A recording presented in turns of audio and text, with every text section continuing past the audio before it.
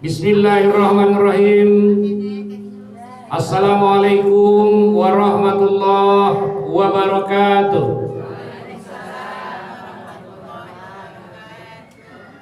Alhamdulillah. Alhamdulillahilladzi anzala rasulahu bil huda wa dinil haq liyuzhirahu 'alad dini kullihi walau karihal kafirun.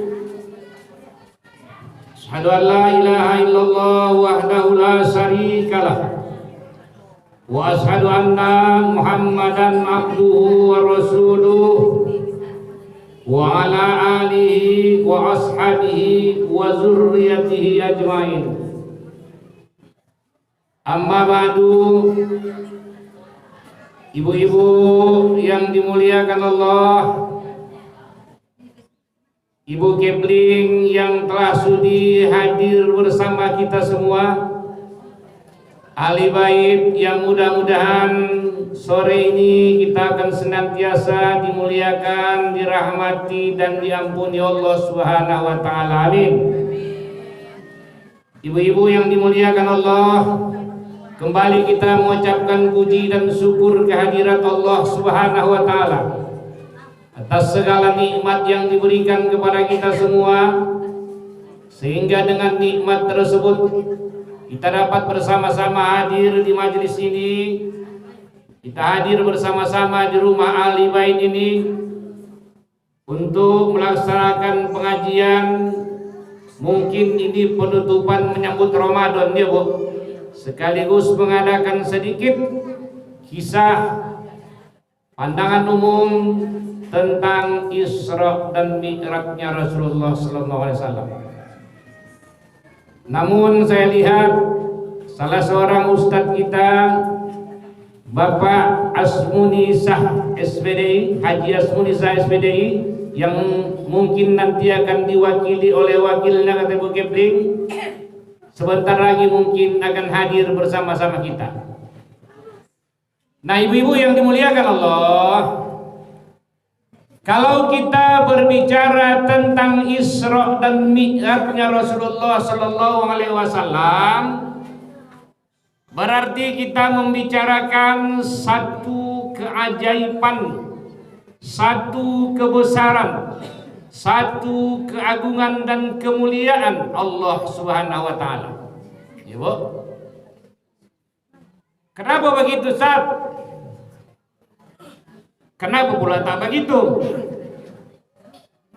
Perjalanan Isra dan Mi'rajnya Rasulullah sallallahu alaihi wasallam Ibu, ini sangat luar biasa. Tak ada manusia yang bisa melakukan itu tanpa izin dan pertolongan Allah. Isra dan Mi'raj itu Ibu hanya terjadi sekali saja seumur dunia ini dibentangkan Allah. Sejak dari dulu-dulunya Nabi Adam diciptakan sampai nanti Ibu hari kiamat tiba, Isra dan Mi'raj itu hanya sekali,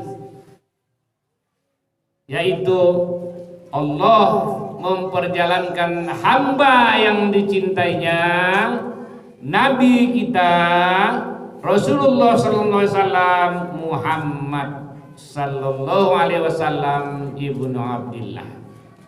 Tak ada Bu, kalau Ibu tanya Nabi Adam kapan Isra Mi'rajnya, tak ada Bu. Ibu kapan Isra Mi'rajnya Bu? Jalan-jalan gitu. JJM ya Bu, jalan-jalan malam. Iya, JJM jalan-jalan malam. Kenapa Bu?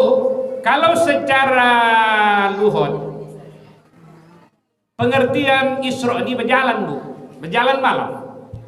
Asalkan berjalan malam Isra Bu.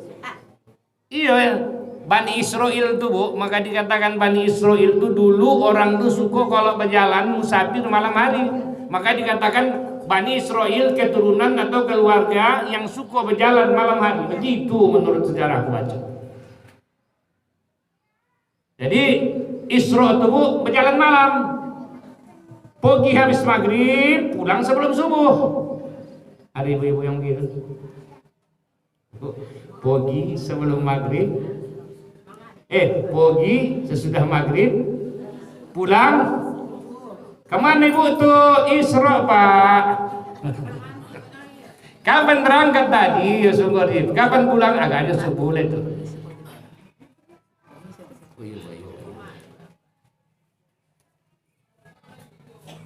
Mi'raj tuh naik. Setiap naik Mi'raj. Tapi ibu, menurut istilah Isra dan Mi'rajnya Rasul berbeda ibu. Rasulullah sallallahu alaihi wasallam Isra-nya bukan berjalan sendiri. Dan ibu salah. Tapi dia diperjalankan,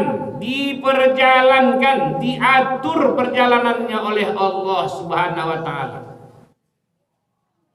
Tujuannya diatur, ya Bu. Semuanya diatur.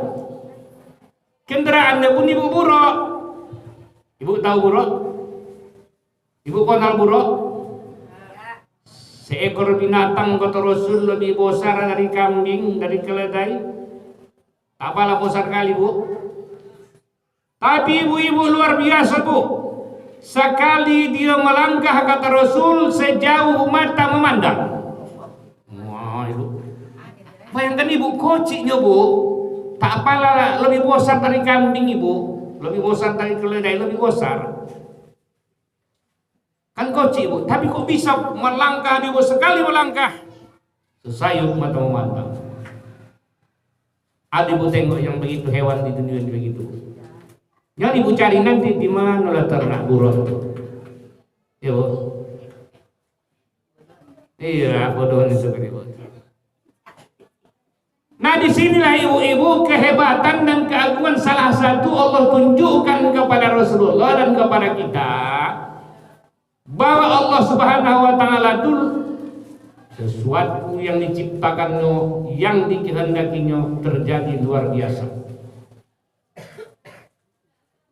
Makanya ibu, Isra dan Mi'raj itu tujuannya yang pertama adalah linuriyahu min ayatina, kata Allah. Supaya kami tunjukkan kepadanya, kepada Nabi Muhammad dan kepada kita semua, linuriyahu min ayatina, akan kami tunjukkan kata Allah tentang kebesaran kami, kehebatan kami, keagungan kami, kemuliaan kami. Di antaranya ibu, ada satu binatang, ada satu hewan yang namanya buruk. Tak apalah besar ibu, hanya lebih besar dari kambing. Tapi kalau dia melangkah jauhnya sesayup mata memandang. Ini ibu, salah satu ditunjukkan Allah kehebatan. Kemudian ibu, perjalanan Rasulullah yang begitu cepat dari Masjidil Haram ke Masjidil Aqsa, naik ke Sidratul Muntaha. Berangkat sebelum maghrib, pulang sebelum berangkat sesudah maghrib, pulang sebelum subuh.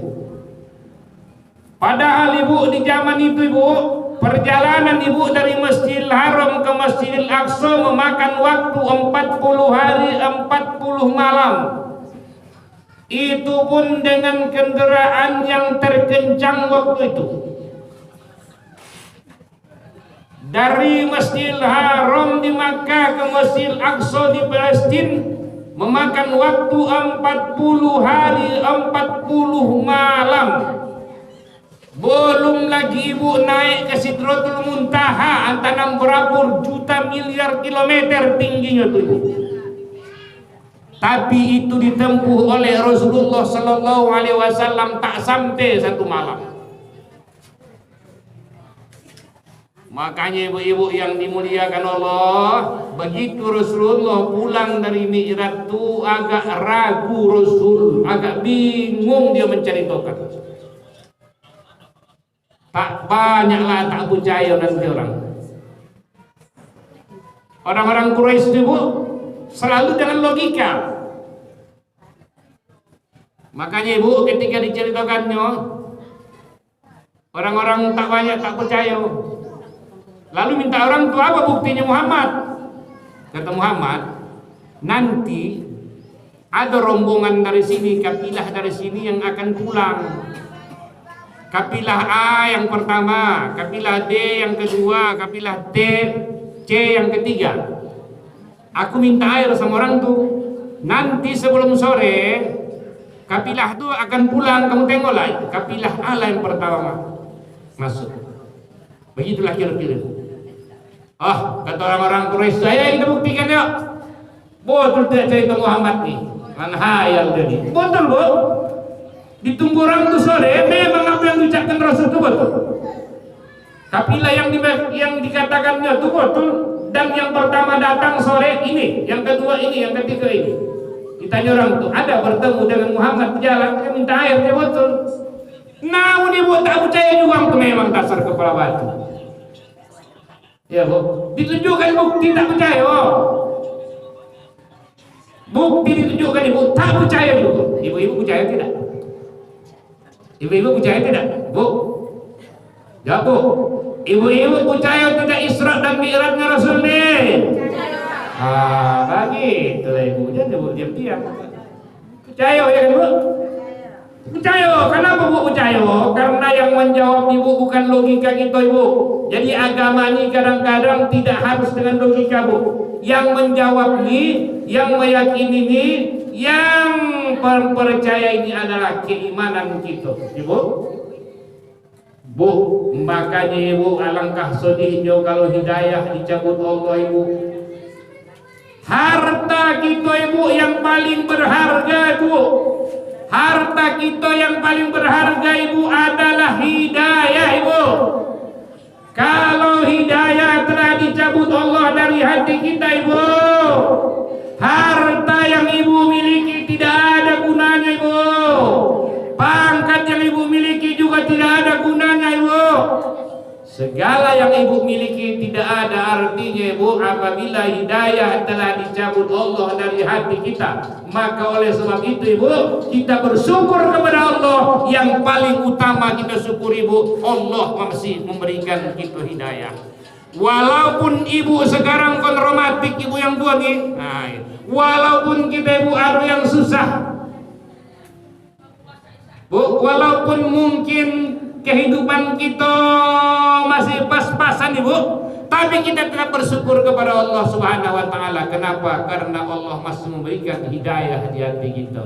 Ibu-ibu masih mau datang mengaji, ibu-ibu masih mau datang berzikir, ibu-ibu masih mau datang salat tarawih bu. Salat tarawih kan bu? Ibu-ibu masih mau salat tasbih kan bu? Bu, Ramadan salat tasbih bu. Nanti bu, banyak-banyak ibu salat tasbih. Kalaupun nanti ibu kumpulkan walaupun beberapa orang terus telepon aku bu. Bisa kita laksanakan di masjid, bisa kita laksanakan di musola atau di rumah pun jadi. Mudah secepat sebentar aja bu. Nanti kita buat acaranya nanti salat tasbihnya kira-kira kita mulai jam 11 atau tengah 12. Salat tasbihnya cukup 30 menit selesai. 15 menit kita nanti ceramah sebentar, masuk waktu zuhur berjamaah selesai. Luar biasa bu, kata Rasulullah SAW, pinomat hendaknya sekali seumur hidup. Kalau bisa setiap hari kata Rasul. Apalagi bulan Ramadan, bulan yang penuh barokah ibu. Jangan ibu tinggalkan salat tasbih itu bu. Ya bu, amin. Ibu-ibu solehah ini, ibu-ibu solehah. Amin, begitu, ibu solehah. Amin. Jadi ibu solehah ibu nanti. Ya bu. Ya bu. Nah jadi ibu hidayah, ibu tengok ibu. Ibu tengok di TV ada namanya Pendeta Saibuddin Ibrahim. Menurut pengakuan anaknya sendiri, bu, dia ini dulunya seorang ustadz dan bukan ustadz kaleng-kaleng. Bahkan dia mengajar di pesantren Az-Zaitun. Muridnya ibu ribuan orang. Ribuan orang ibu muridnya bu. Kemudian ada gurunya sampai ratusan orang, dia termasuk kepalanya pula lagi. Kalau menurut logika ibu mungkin dia itu berpindah dari Islam menjadi keluar dari Islam. Tak mungkin deh bu. Tapi terjadi lah bu. Fakta ibu. Kenapa bisa terjadi? Karena hidayah telah dicabut Allah dari hatinya. Nah ini yang kita lakukan ibu. Ini Bu yang kita takutkan. Makanya selalu kita mengatakan ihdinas siratal mustaqim. Ya Bu.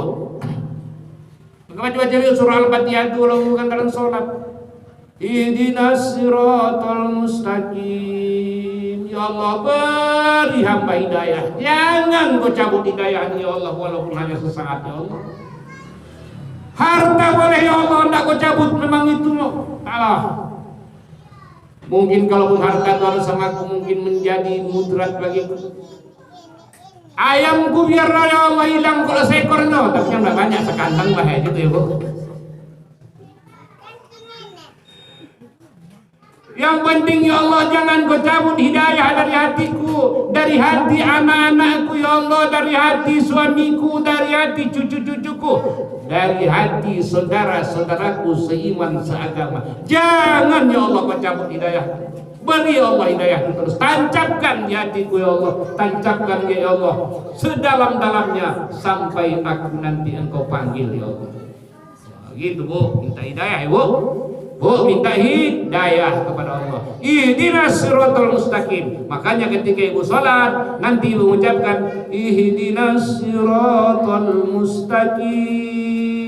Ya Allah, tunjuki kami ke jalan yang lurus, beri kami hidayah ya Allah. Yang dulu ya Allah telah kau berikan kepada Nabi, telah kau berikan kepada Rasul-Rasul ya Allah, telah kau berikan kepada orang-orang yang soleh sebelumku.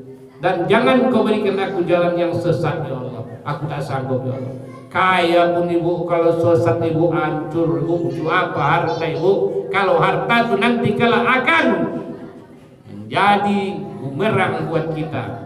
Bu, karena harta akan ditanya Allah nanti, min aina tasabuhu wa bima anfaqahu, dari mana harta itu kau dapatkan dan ke mana dia kau gunakan. Jadi ibu, panjang pertanyaan. Bahaya. Nah ibu-ibu, ini salah satu kebesaran Allah yang ditunjukkan kepada Rasulullah, bahwa Allah bisa melakukan apa saja yang tidak bisa dilakukan orang, Allah bisa lakukan. Kenapa Bu? Karena dialah Rabbul Alamin, Tuhan yang mengatur alam ini, Bu, Tuhan yang mencipta alam ini, Tuhan yang memiliki alam ini, Tuhan yang mengatur semua alam ini. Bahkan nanti Tuhan, dia jugalah Tuhan yang menghancurkan alam ini. Nah ibu-ibu yang dimuliakan Allah, kemudian ibu-ibu, tahun itu disebut dengan tahun duka cita, amul hazni, tahun yang sangat menyedihkan bagi Rasul. Kenapa ibu-ibu? Kenapa kira-kira ibu-ibu? Ibu-ibu pasti sudah ingat. Ibu-ibu yang dimuliakan Allah, tahun itu disebut tahun duka cita karena beliau ditinggalkan dua orang yang paling dicintainya. Paling dicintainya Bu. Siapa dia ibu? Yang pertama Pak Cik kandungnya yang bernama Abu Tholib. Abu Tholib nih Bu, tempatnya ibu bermanja, tempatnya bertukar pikiran, kawannya mufakat musyawarah, membawa dia berniaga ibu ke negeri Syam. Sejak remaja lah pula dia bersama Pak Ciknya tuh. Bahkan yang mengawinkan dia dengan Khadijatul Kubra juga paman Minan. Meminangkan. Nah ibu-ibu yang dimuliakan Allah, meninggallah Pak Cik yang tercinta ibu. Sedih tidak Bu? Ibu-ibu kalau ditinggal orang yang ibu cintai sedih tidak? Sedih Bu? Sedih Bu? Ada yang tak sedih Bu? Ada yang tak sedih? Sedih kan Bu? Begitulah Bu yang dirasakan Rasul ketika itu. Tapi ibu-ibu yang dimuliakan Allah, bukan hanya sekedar kematian Abu Tholib yang dia sedihkan. Tapi kenapa dia sedih ibu? Pak Ciknya dia meninggal, Pak Ciknya ibu rela berkorban untuk Muhammad. Dikala orang-orang kafir Quraisy memusuhi Muhammad, Muhammad membawa ajaran Islam, dia tampil membela Muhammad. Makanya orang Quraisy ibu tak sembarangan mengganggu Muhammad waktu itu. Kalau ingin mengganggu Muhammad harus langkahi dulu mayat Abu Thalib. Tapi yang paling disedihkannya ibu, orang yang membela dia tubuh mati tidak dalam kalimah syahadat, mati tidak dalam Islam. Padahal Rasul membawa ajaran Islam, dia siap membelanya. Nah, ibu-ibu kembali ke cerita tadi, kenapa demikian ibu? Karena hidayah tak diberikan Allah kepada Abu Thalib. Ibu-ibu bersyukur tidak? Ibu-ibu bersyukur tidak diberi Allah hidayah? Bersyukur ibu. Anak-anak diberi Allah hidayah, bersyukur tidak bu? Walaupun kadang-kadang sholat orang telah berlambat ya bu. Kan bu? Yang penting orang dapat hidayah bu. Jangan kasih bu, kalau bisa minta sama Allah jangan bergeser sedikit pun ibu. Ya bu, jangan bergeser sedikit pun. Kenapa? Kalau meninggal tanpa hidayah ibu, meninggal dalam kekafiran, nauzubillah, summa nauzubillah, summa nauzubillah, khalidina fiha abada, kekal di dalam neraka selama-lamanya. Kalau sekadar tak sholat dia ibu, dia minta ampun nanti kepada Allah, habis hukuman dia akan kembali ke surga. Nah, ibu, itu masih dosa no? Soalnya ibu meninggal waya bacinya nih 3 hari kemudian ibu, 3 hari berselang ibu, setelah yang dicintai itu meninggal pula lagi yang dicintainya yang kedua bu. Ibarat ibu kalau ke tuang kampung ibu bolong lagi puing tanah itu kan, masih merah lagi tubuhnya, masih merah lagi pusara si Abu Thalib. Udah meninggal pula ibu orang yang dicintainya. Siapa dia bu? Istri yang tercinta, Khadijatul Kubro. Wah, ini luar biasa bu. Ini memang perempuan yang tidak ada tandingnya bu. Ummul Mukminin yang tak ada tandingnya bu. Apa kelebihannya rupanya pak? Apa kehebatannya rupanya Khadijah tuh? Ibu-ibu yang dimuliakan Allah, menurut sejarah Khadijah itu termasuk orang yang terkaya kedua di kota Makkah itu. Hartonya banyak melimpah ruah, peninggalan dari mendiang suaminya Abu Halah, seorang Quraisy. Kemudian hartonya itu ibu dibawa Nabi Muhammad berdagang ke Islam, semakin bertambah dan bertambah terus. Rupanya ibu-ibu yang dimuliakan Allah, karena Rasulullah disoding berjumpa sama dia dan dapat dipercayanya membawa harta perniagaannya, polan-polan ibu benih-benih cinta di antara orang itu pun terjadi. Ada yang mengatakan ibu yang meminang Rasulullah bukan Rasulullah yang meminang Khadijah, tapi Khadijah yang meminang Rasulullah SAW. Karena ada seorang mak comblang ini adalah orang kepercayaan Khadijah. Apa katanya? Wahai Khadijah, itu Muhammad itu bagus, itu orang jujur, setia, muda pula, tampan pula, ganteng pula, pintar pula. Dia tuh bisa menjadi orang yang menjadi suamimu, menjadi orang yang kedua setelah Tuhan. Rupanya memang sudah ada di hati Khadijah. Lalu terjadilah pernikahan antara 25 tahun dengan berapa tahun bu? Khadijah 40 tahun. Ibu-ibu ada yang janda umur 40 tahun? Ada ibu-ibu sekarang yang janda 40 tahun bu, cari ibu, nah ibu perjaka yang umur 25 tahun.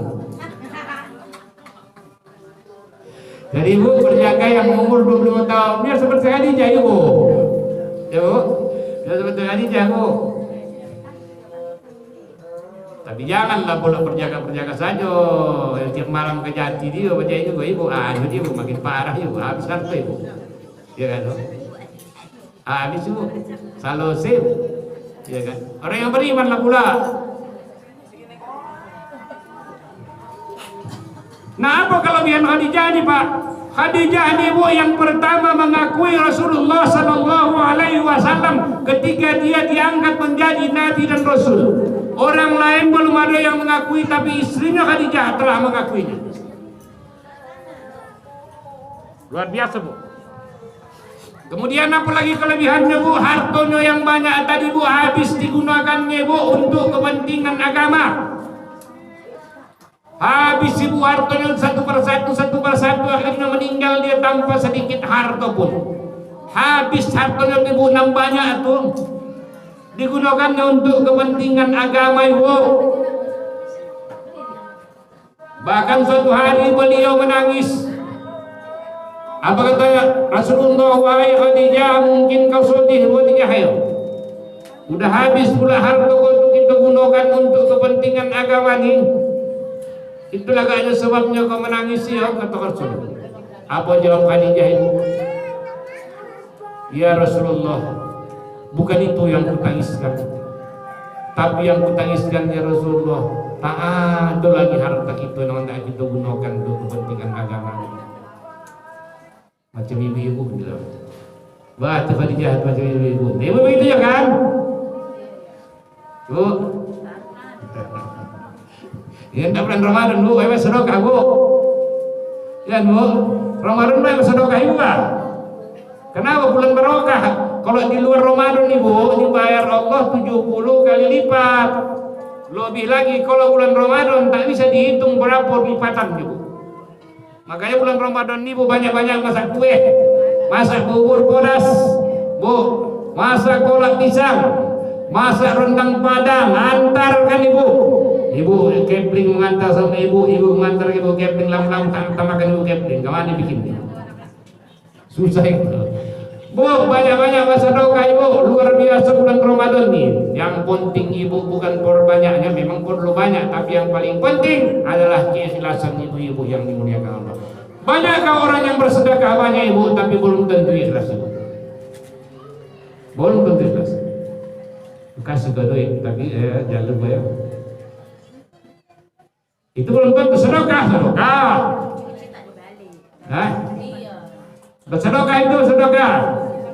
Kasih duit ya sekian, nak kena bersedekah ya janji. Tapi jangan lupa kau pula. Ya kan, tangan-tangan sekian nanti. Sedekah. Ikhlas wallahu a'lam. Dibalas Allah, mudah-mudahan dibalas juga loh. Enggaknya ya kan, itulah harapan kita ya kan. Ya mudah-mudahan dibayar Allah juga bas. Nah. Tapi 70 kali lipat belum tentu. Tapi selipat enggak ibu. Nah ada pula ibu bagi dikasihkannya, bakal lain besok diungkapnya. Wah, habis. Iyo, kalau macam nih ceritakan ibu. Batal sedekahnya bu. Bu, cerita tentang sedekah sedikit ibu. Dalam sebuah hadis sahih yang diriwayatkan Bukhari Muslim disebutkan ibu. Kita bikin bahasa Indonesia saja supaya ibu lebih mudah, lebih cepat, lebih ringkas, lebih tuntas. Ibu-ibu yang dimuliakan Allah, satu hari datang seorang perempuan kepada Rasulullah Sallallahu Alaihi Wasallam. Lalu perempuan tadi meminta kepada Rasul supaya Rasul mau mendoakan tangannya yang sakit. Rupanya bu sakit tangannya, bekas terbakar. Lalu ditanya Rasulullah, wahai perempuan, bahasa kita, wahai perempuan, anak muda, anak perempuan, kenapa tangan kau ini bisa sampai terbakar? Kata anak perempuan itu, ya Rasulullah, tadi malam aku bermimpi seolah-olah kiamat telah terjadi ya Rasul. Kemudian aku pun berjalan-jalan ke surga dan ke neraka. Di surga ya Rasul, aku melihat ayahku sedang menghidang-hidangkan minuman dan makanan untuk ahli surga. Tetapi ya Rasulullah, aku tidak melihat ibuku di sana. Yang kulihat hanya ayahku saja. Lalu kutanyalah ayahku, di mana ibu berada wahai ayah anda? Ayahku menjawab, ibumu sekarang sedang berada di neraka. Berarti ibu masuk neraka ya? Iya loh, ibu masuk neraka ya? Bapak masuk surga. Karena tak sabar kata perempuan tadi, aku pergi berlari ke neraka. Ku tengok memang betul ya Rasulullah, ibuku di sana dikojar-kojar api neraka, sungguh sangat melelahkan sekali. Hanya ya Rasulullah sehelai kain perca di tangan kanannya dan sepotong roti di tangan kirinya. Itulah yang dibuatnya untuk menangkis serangan api neraka. Ya cukup lelah ya Rasul. Lalu kutanya ibu, wahai ibu, mengapa ibu berada di neraka sedangkan ayah berada di surga? Kata ibuku, ayahmu dulu waktu di dunia nak orang yang suka kali bersedekah, ikhlas karena Allah. Suka bersedekah ikhlas karena Allah. Aku pun nak suka juga aku bersedekah dulu di dunia, tapi tetap ada ekornya. Ya, bersedekah tetap ada ekornya.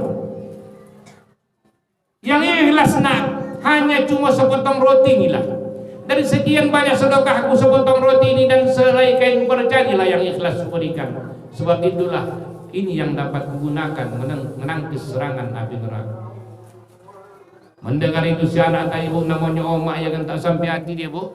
Dia pun kembali berlari ke surga.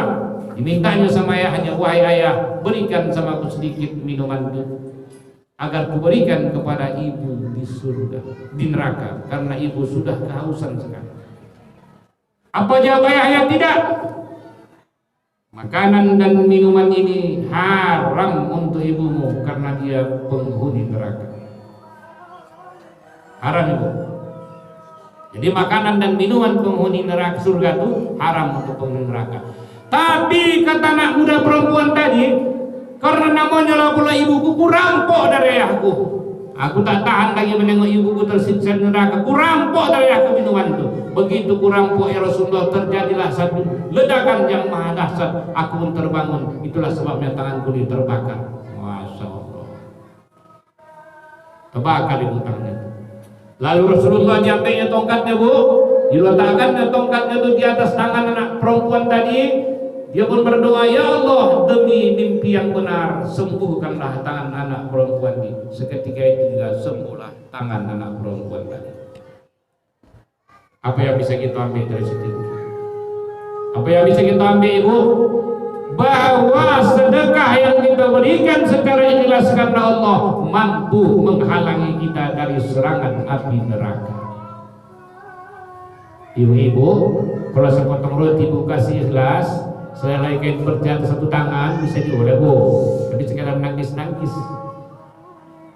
Tapi maukah ibu menjadi orang yang menghidang-hidangkan ahli konsumsi di surga? Mau bu? Mau? Mulai besok.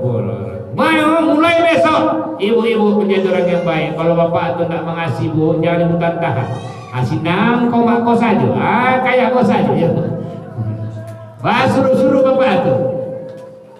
Bu, itu kan ayah ibu juga. Itu kan mama ibu juga. Tapi jangan pula sekolah. Nanti kalau ibu mengasihi sama mama ibu, ibu mengasihi sama ayah ibu, marah pula bapak itu. Ini hak kau punya, kita hak kau mengasihi. Ini ayah-ayah yang begini digunikan ibu, bukan ke silo. Ya kan? Kau bisa, tak bisa. Haram kau kasihkan ini, haram. Tak boleh kau kasihkan kau kau. Bukan tanggungan kau dia. Ini harta punya, ibu ikan ya masih di sini ketawa, ikan kakinya tangan bukan silo ketawa. Bu, setiap orang yang menikah ibu dia mempunyai 2 orang ayah dan 2 orang ibu, sama timbangannya. Seorang anak ibu tetap bertanggung jawab kepada orang tuanya, baik laki-laki maupun perempuan. Ya, semampunya lah pula. Harta yang ibu dapatkan bersama bapak itu namanya syarikat. Bodoh gigi. Bapak itu pun tidak bisa terlalu menghalangi ibu kalau ibu gunakan untuk kepentingan agama, untuk kebaikan, untuk sedekah, berdosa dia. Ibu juga begitu, jangan cuba-cuba halangi bapak itu untuk kepentingan agama, untuk kebaikan. Kalau ibu cinta sama bapak itu, ibu cinta sama bapak tuh. Cinta, ibu ingin dia masuk surga, ingin suruh dia bersedekah besok, suruh dia ibu ya. Nah, bapak itu gitu juga, bang, abang kepingin sukunya abang aku masuk surga, suku, bang kasih aku bersedekah. Janganlah pula dia habiskan bang habis sedekah kan juga habis, begitu pulang habis bersedekah sampai rumah bersedekah kan mati. Ya kan, berikanlah sebatas kemampuan kita. Ya, berikan dia segala kemampuan kita. Makanya ibu dalam sebuah hadis katanya bersedekah ini wajib. Nah ibu-ibu dalam hadis wajibnya kalau tak ada harta dengan tasbih, kalau tak ada dengan tenaga, dengan pikiran, sedekah juga ibu. Bantu orang dengan pikiran, bantu orang dengan perkataan, bantu solusi, sedekah juga. Nah ibu-ibu inilah salah satu yang ditunjukkan oleh Allah Subhanahu wa Ta'ala kepada Rasulullah ketika beliau dalam perjalanan Mi'rajnya ke Sidratul Muntaha. Ada orang ibu yang begitu siap dia menanam langsung mengetam, masya Allah. Begitu siap dia menanam langsung panen, siap menanam langsung menuai. Lalu Rasul bertanya kepada Jibril, wahai Jibril, contoh apa itu? Kenapa dia itu begitu siap panen menanam? Biasanya orang panen ibu paling cepat 3 bulan baru panen padi. Kan bu?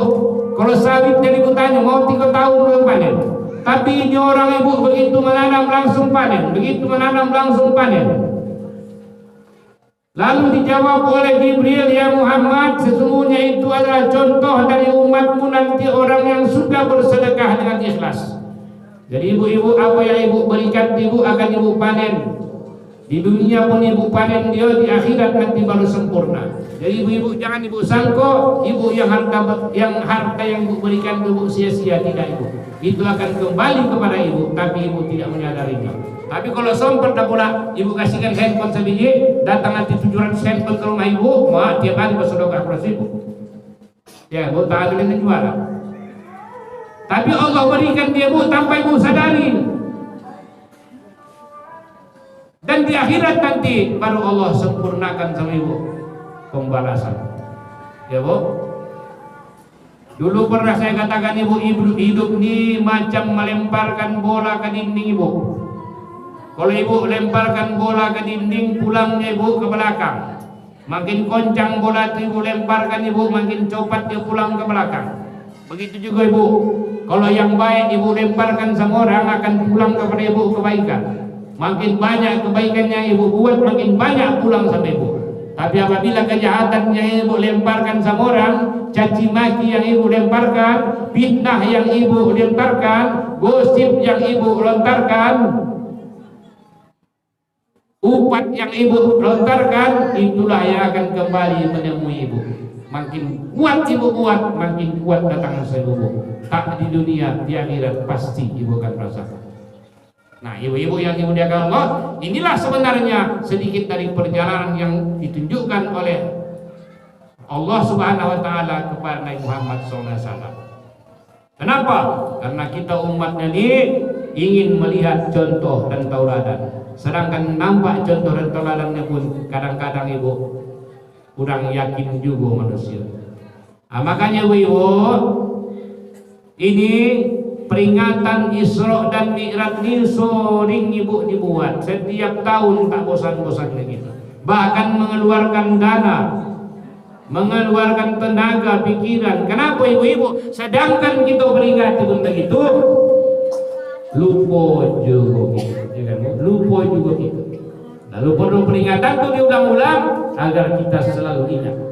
Nah, ibu-ibu yang dimuliakan Allah, bahwa perjalanan Isra dan Mi'rajnya Rasulullah SAW itu adalah satu perjalanan yang luar biasa, dari Masjidil Haram ke Masjidil Aqsa ke Sidratul Muntaha, kemudian pulang lagi ke Masjidil Aqsa dan Masjidil Haram, tidak sampai 1 malam. Kemudian oleh-oleh yang dibawa oleh Rasulullah dari Allah Subhanahu wa Ta'ala, yaitu sholat 5 waktu sehari semalam.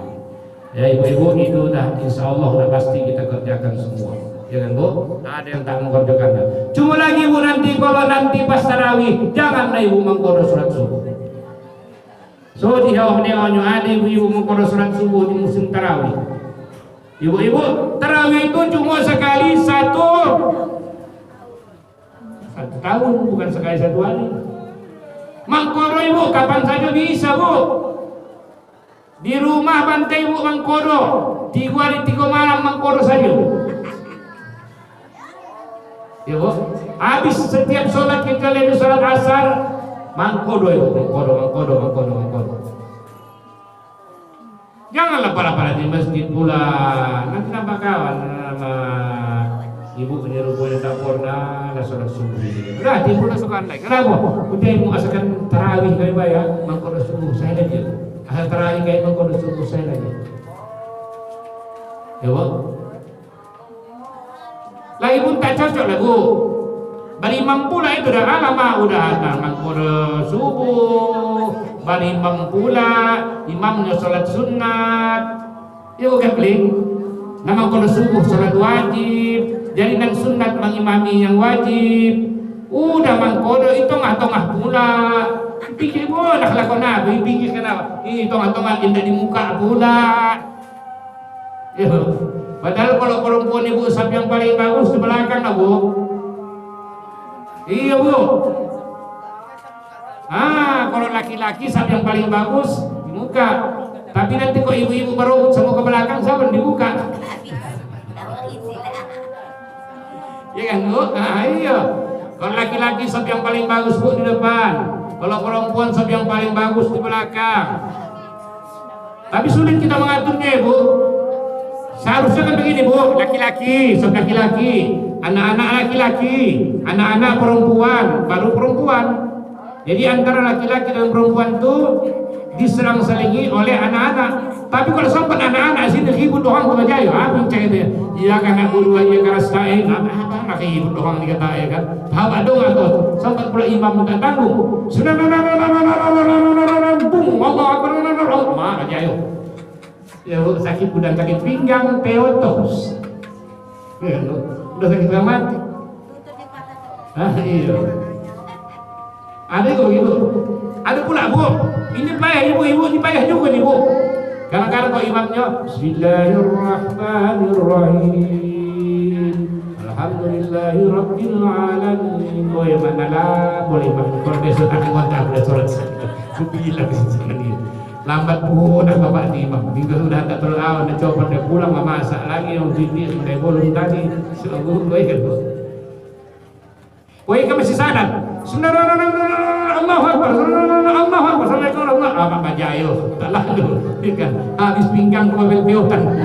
Aman cocok ya kan. Sedang saja ya bu.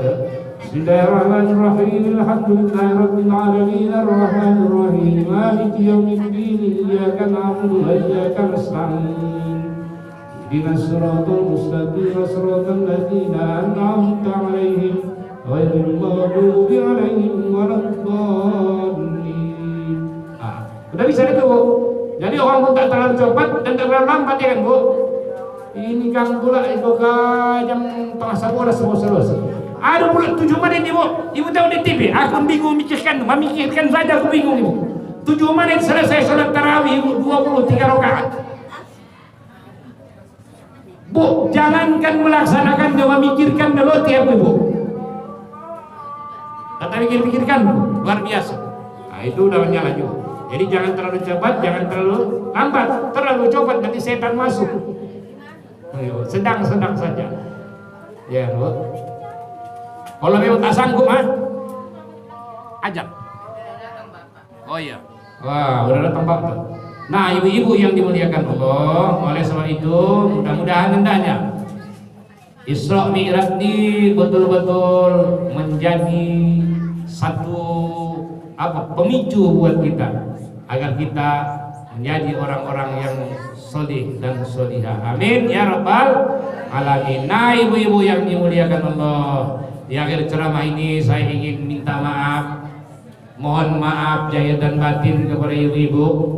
Setahun lamanya kita bersama ibu, mungkin di sana sini ada kesalahan-kesalahan atau dosa yang terbuat yang sengaja maupun tak sengaja, baik itu perkataan, perbuatan. Ibu-ibu mohonlah aku dimaafkan. Ibu-ibu, mungkin selama Ramadan kita tak mengaji lagi, tapi mudah-mudahan kita berjumpa lagi bu di lain masa dan kesempatan ya bu. Amin. Setelah Ramadan berjumpa lagi, amin. Panjang umur kita semua, amin. Murah rezeki kita semua, amin. Sehat-sehat kita zahir dan batin, amin. Ya ibu-ibu. mudah-mudahan juga kita dapat melaksanakan segala perintah-perintah Allah dengan baik dan dapat melaksanakan puasa Ramadan dan semua amalan-amalan sunat di bulan Ramadan ini dengan imanan wahtisaban yang nanti akan dibahas oleh Ustaz kita berikutnya lebih luas, lebih terperinci dan lebih detail. Ustaz, kamu jauh lebih Ustaz tuh. Oh udah sebelah itu Mas Ustaz. Mas Ustaz.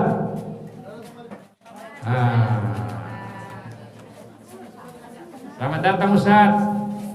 Nah ini bagian Ustaz ini. Mungkin aku pun Ustaz akan menarik sila. Ustaz lah meneruskannya pembahasannya lebih detail kepada ibu ini. Akhirnya ibu-ibu kepada Allah kita mohon ampun. Billahi taufik wal hidayah. Assalamualaikum warahmatullahi wabarakatuh.